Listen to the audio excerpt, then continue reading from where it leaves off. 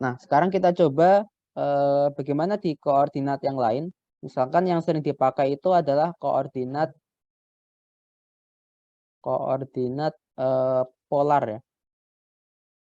Nah, kapan koordinat polar? Koordinat polar tuh umumnya kalau gerak-gerak yang eh, dia translasi ya, tapi eh, translasinya itu tipenya berputar ya. Artinya seperti ini, kita punya objek lalu ditali dengan benang, lalu benangnya kita putar-putar seperti ini. Nah, di situ nanti dia sebenarnya translasi ya, tapi dia bisa kita anggap juga seperti gerak yang berputar terhadap poros ini ya.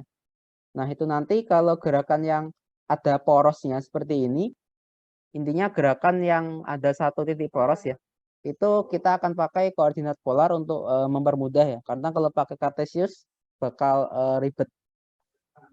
Nah, untuk koordinat polar, untuk percepatannya kemarin kita sudah dapat ini ya, percepatan di koordinat polar.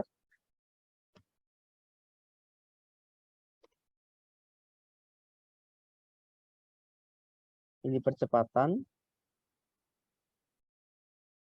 Nah, lalu karena ada sumbu R, lalu sumbu theta, kita bisa pecah sigma F-nya menjadi sigma F arah R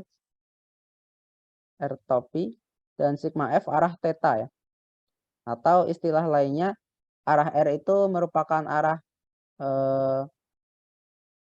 yang lebih familiar, ini arah radial. Lalu arah theta topi ini merupakan arah tangensial ya.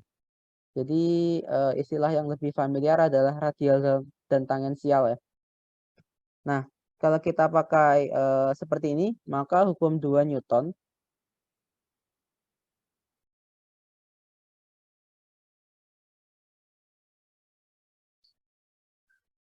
akan menjadi sigma F arah R, lalu ini sigma F arah theta, sama dengan MA ya. Jadi nanti tiap komponen dari percepatan tinggal dikasih M aja di depannya. Seperti ini.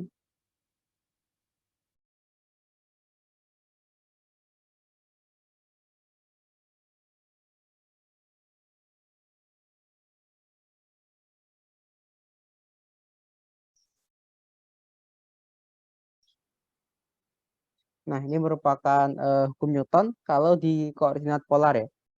Seperti tadi, kita juga bisa pecah menjadi dua. Kita pisahkan per komponen. Kita pisah yang arah radial. Jadi sigma FR sama dengan M kali R double dot dikurangi R theta dot kuadrat. Lalu untuk arah tangensial ya, berarti sigma F theta sama dengan M kali 2 theta dot R dot ditambah R theta double dot. Nah, di sini ada kasus khusus ya. Kalau di koordinat polar, umumnya kita akan berurusan dengan kondisi di mana R itu konstan ya.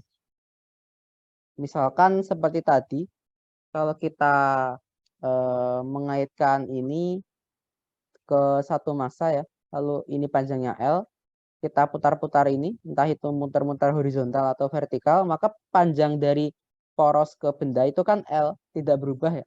Karena kita pakai tali ya, bukan pakai pegas. Kalau pakai pegas nanti baru bisa berubah. Nah, di kondisi seperti ini ya, ketika R-nya konstan, maka konsekuensinya adalah tentu saja R dotnya 0 karena tidak berubah. R dotnya 0 apalagi R double dot ya, sama dengan 0 juga.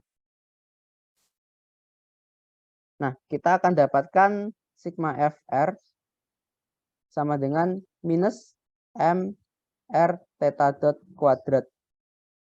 Lalu yang di sini kita akan dapat sigma F theta sama dengan M kali R theta double dot. Nah, untuk aturan tandanya ya, kapan positif gaya itu positif atau negatif ya. Jadi untuk catatan ya, untuk gaya arah radial,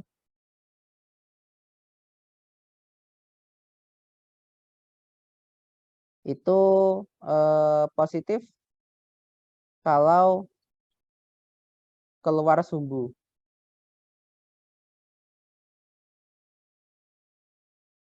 Jadi misalkan ini sumbunya, lalu gayanya ke sini, nah itu merupakan gaya yang positif ya.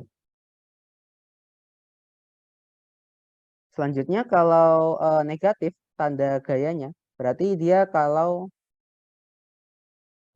menuju sumbu atau radial ke dalam. Yang atas itu radial keluar ya. Jadi misalkan ini ada titik porosnya, ini masanya di sini, lalu ada gaya yang ke sini, ke dalam sini. Nah ini merupakan gaya yang minus ya. Jadi itu untuk koordinat polar.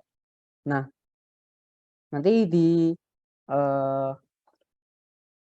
koordinat polar yang arah radial itu kan sama aja M omega kuadrat R ya. Atau kalau yang sudah belajar di buku paket sekolah biasanya sigma M sama dengan MV kuadrat per R.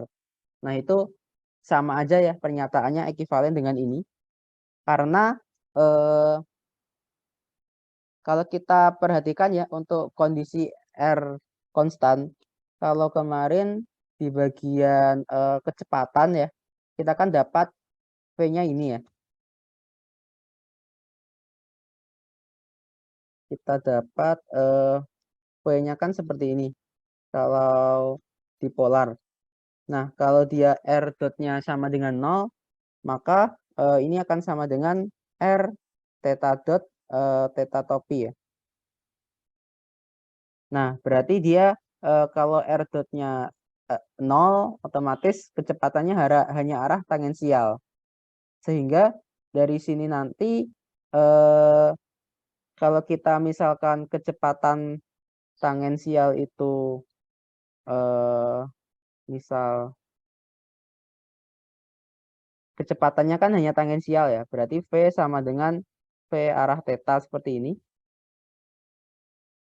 Nah, maka konsekuensinya adalah kita akan punya V sama dengan R theta dot atau theta dot sama dengan V per R ya. Sehingga kalau theta dotnya kita ganti, kita akan punya sigma FR sama dengan minus M R kali V kuadrat per R kuadrat ya. Atau sigma FR sama dengan minus M V kuadrat per R. Nah ini kan rumus yang di buku sekolah umumnya pakai ini ya. Jadi sigma FR radial sama dengan MV kuadrat per R. Tapi di sini ada minus karena dari awal didefinisikan ya bahwa kalau gayanya itu keluar sumbu dia plus, kalau menuju sumbu dia negatif. Nanti ketika kita bahas gerak yang rotasi, seperti gaya sentripetal itu kan dia radial ke dalam ya. Lalu sentrifugal itu radial keluar. Nah itu bedanya tanda plus dan minusnya. Nah jadi itu untuk koordinat polar.